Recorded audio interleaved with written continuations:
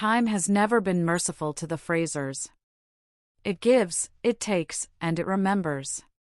As Outlander returns for its final season, one truth stands unshaken: Jamie and Claire are not just fighting for survival anymore, they're fighting against time itself. The echoes of the past are louder than ever, and every promise, every betrayal, every kiss that defied centuries now begins to unravel. In this season, love and fate collide one last time, and the question that has haunted them since the beginning resurfaces: can love truly conquer time, or will time finally take back what it's owed? The story begins in the smoldering aftermath of war. The air still carries the scent of gunpowder, and the soil is stained with the memory of fallen men. The American Revolution may be shifting toward victory, but for Jamie Fraser, the war within has only begun. His eyes, hardened by years of loss and survival, now hold the weight of knowing that peace might demand more than any battle ever has. He stands upon the ruins of what once was a dream, a free world, a safe home, and a life built beyond the reach of time. But as the smoke clears, Jamie realizes that freedom is not a prize easily won, it's a curse wrapped in hope. Claire, ever the healer and rebel soul, tends to the wounded around her, her hands steady though her heart trembles. The whispers of witchcraft follow her once more, the same poison that shadowed her through centuries. The soldiers fear her knowledge, the villagers distrust her touch, yet without her, death would consume them all. Still, even in the flicker of firelight, Claire feels something stirring deep inside her, that strange hum she once felt near the standing stones. It's faint, but growing stronger. She tries to ignore it, but her instincts know better. Time is moving again, and it's moving toward them. Jamie sees the change in her eyes, that distant look, the one that speaks of the unseen and the unknown. He's fought every man, every fate that's tried to take her from him, but how does a man fight time? As he walks through the camp at night, the cries of soldiers fade into echoes. The past walks beside him, faces of friends long dead, the ghost of his daughter's smile, the sound of Claire's voice when she first said his name. Every moment feels borrowed, every heartbeat feels like a countdown. And though the war may end, Jamie senses that their greatest battle has not yet begun. Far from the battlefield, Brianna and Roger live a life that seems almost peaceful. The 20th century has given them safety, comfort, and the illusion of distance from the chaos their family once endured. But peace is a fragile illusion. Strange things begin to happen: lights flicker without cause, clocks stop at midnight, and their children wake in the night speaking names they could never know. Brianna tries to dismiss it, blaming it on exhaustion, but deep down she recognizes the signs. The pull of the stones, the call of her mother's blood. Roger begins to record the strange occurrences in his journal. His faith has always been strong, but now it begins to shake. He dreams of Jamie's voice calling through fog and thunder, dreams of fire and a woman's cry echoing through the centuries. He wakes drenched in sweat, unsure whether he's glimpsing the past or the future. And each morning, he finds that same sentence written in his notes: the circle is closing. He doesn't remember writing it. Meanwhile, Ian rides across the scarred landscapes of the colonies, his loyalty to Jamie unbroken but his heart heavy. He's seen enough of war to know that victory always comes with a price, and this one feels steeper than ever. The revolution may give birth to a nation, but it threatens to devour the family that fought to protect it. Ian senses something darker at play, a tension in the air, an unease that has nothing to do with muskets or armies. The old ways, the whispers of the spirits he once lived among, speak again. Something ancient, something older than war, is watching the Frasers. Jamie's dreams grow restless. He sees flashes, the standing stones glowing under a blood-red sky, Claire reaching out to him, and a voice whispering from the dark: the debt must be paid. He doesn't understand it, but he knows the meaning in his bones. Time has spared them too long. Every crossing, every miracle, every second chance, all of it was borrowed, and now the balance demands payment. As the first episode unfolds, a letter arrives, sealed with a crest Jamie thought he'd never see again. The mark of a man believed long dead. The words inside are simple, but chilling: the past is not done with you. Jamie hides it from Claire, but she senses the change in him. The tension between them grows, not from mistrust, but from the fear they both refuse to speak aloud. They have defied time for too long, and now, time is beginning to fight back. Night falls on the ridge. The wind howls through the trees, carrying the scent of rain and thunder. Claire stands at the window, feeling the pulse of the earth beneath her feet, the same rhythm that once called her through the stones. She whispers to herself, "Not again." But deep inside, she knows, some journeys never end. They only come full circle. And as lightning cracks across the sky, far away in another century, Brianna wakes from a morning comes, but it brings no peace. The sky above Frasers Ridge glows pale and uncertain, the kind of light that hides more than it reveals. Claire feels it in her bones, the stillness before a storm that isn't just weather, but destiny. She moves through the house with quiet purpose, tending to her patience, forcing herself to focus on the living. But her hands tremble. The hum she once felt at the stones has not faded, it's grown stronger. It pulses faintly in the air, a rhythm only she seems to hear. Jamie notices her silence. Years together have made them fluent in unspoken words. When he catches her staring off toward the horizon, he knows what she's thinking. The stones. Time. Fate. The very things that once brought them together now threaten to tear them apart again. He wants to tell her that everything will be all right, that no matter what happens, he'll find her. But he's tired of lies wrapped in hope. So he says nothing. He simply takes her hand, the same way he did when they first faced the unknown. A gesture that means if this is the end, we'll face it together. That night, a storm rolls in. Thunder cracks like cannon fire, and rain lashes against the windows.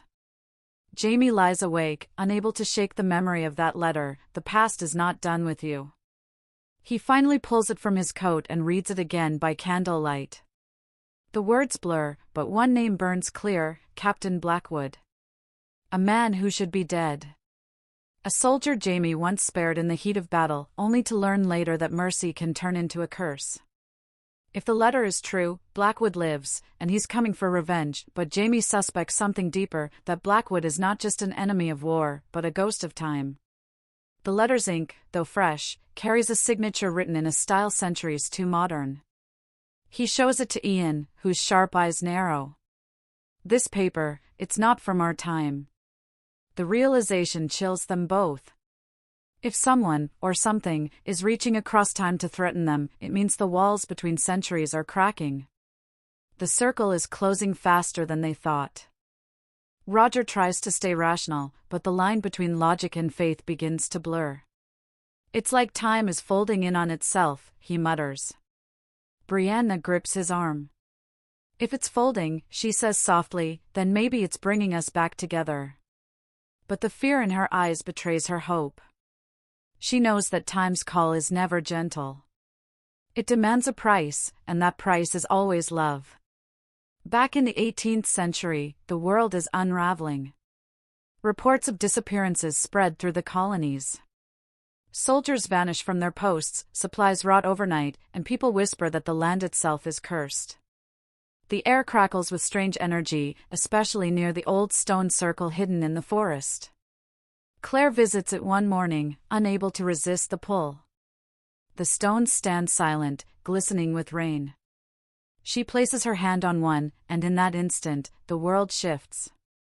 Visions flood her mind, flashes of her daughter's face, Roger's voice, her grandchildren laughing in a world she left behind. And then, darkness. A man's shadow steps through the fog, wearing the crest from Jamie's letter. She gasps and pulls her hand away, her heart racing. When she tells Jamie, his expression hardens. "It's him," he says quietly. "Blackwood's not just a ghost of war. He's a ghost of time." Ian begins to piece together the fragments. The native stories he once heard, of spirits who walk between worlds, start to make sense. Time doesn't forget, he warns. It just waits for its moment to collect. Jamie doesn't believe in fate, but he knows the look in Ian's eyes. The same look he's seen in battle, the look of a man who knows death is near. That evening, the Frasers gather around the fire.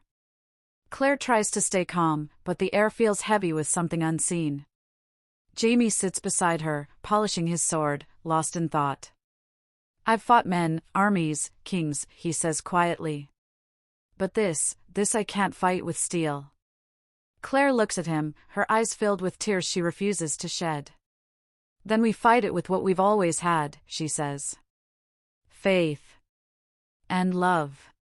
But even as those words leave her lips, the sound returns, faint, rhythmic, rising from the earth itself. The hum. This time, Jamie hears it too. It's not coming from the forest. It's coming from beneath them. The ground trembles slightly, and the fire flickers blue. The air feels alive, as if time itself has awakened. Claire clutches Jamie's hand, her voice a whisper. It's starting. Across centuries, Brianna feels the same vibration. Her children wake crying, the walls trembling with that same low pulse. She runs outside into the night and looks toward the standing stones, glowing faintly in the distance, alive, calling. Roger follows her, his breath quick and sharp. If they're in danger, he says, we can't stay here. Brianna turns to him, fear and resolve mixing in her eyes. Then we find them, she answers. Because some battles aren't meant to be won, they're meant to be fought together. As the storm builds across time, the Frasers' fate begins to tighten around them like a noose. The stones are no longer silent. The past and present are bleeding into each other. And the war they thought was over is about to begin again, not for land, not for freedom, but for the soul of time itself. Night falls heavy over Fraser's Ridge, thicker than shadow, quieter than death.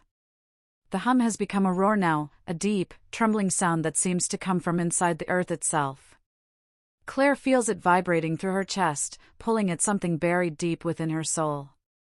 Jamie stands beside her at the edge of the woods, his hand tight around his sword, his heart beating to that same impossible rhythm. It's not the storm, Claire whispers. It's the stones.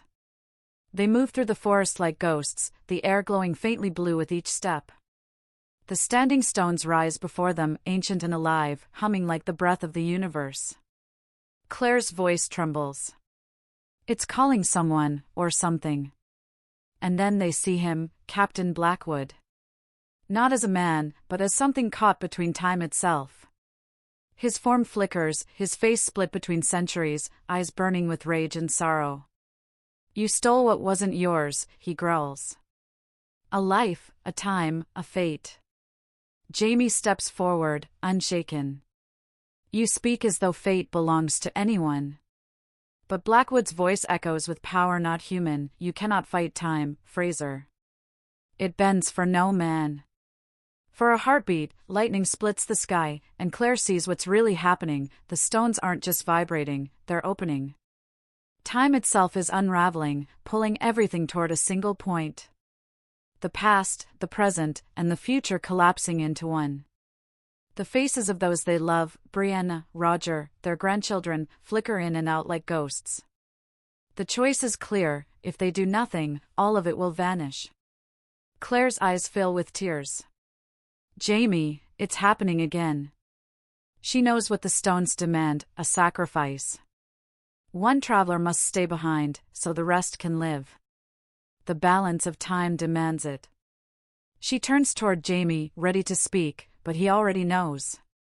No, he says firmly. You can't ask me to let you go again. But Claire's voice breaks. You wouldn't be letting me go, Jamie. You'd be setting time right. Jamie laughs softly, the sound of a man breaking and holding himself together all at once. Sassenach, I've lived my life defying the rules of men, of kings, of God himself. But I'll not defy ye. If this is what ye believe must be done, then we'll do it together. The storm reaches its peak.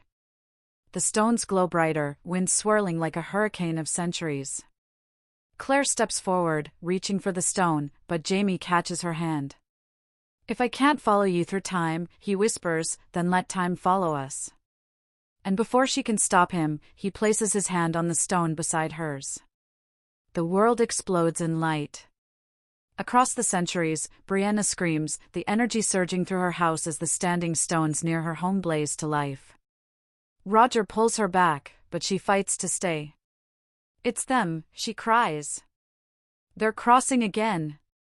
But Roger's eyes widen in horror as the sky cracks open with a blinding flash, a rift between time itself. In the void between moments, Claire feels weightless. She sees flashes, their life at Lallybroch, the battles, the laughter, the children, every kiss, every promise. Jamie's voice echoes through it all. I promised ye, I'd find ye. Even in death. She clings to that voice, reaching through the collapsing light until silence. When she wakes, the world is still.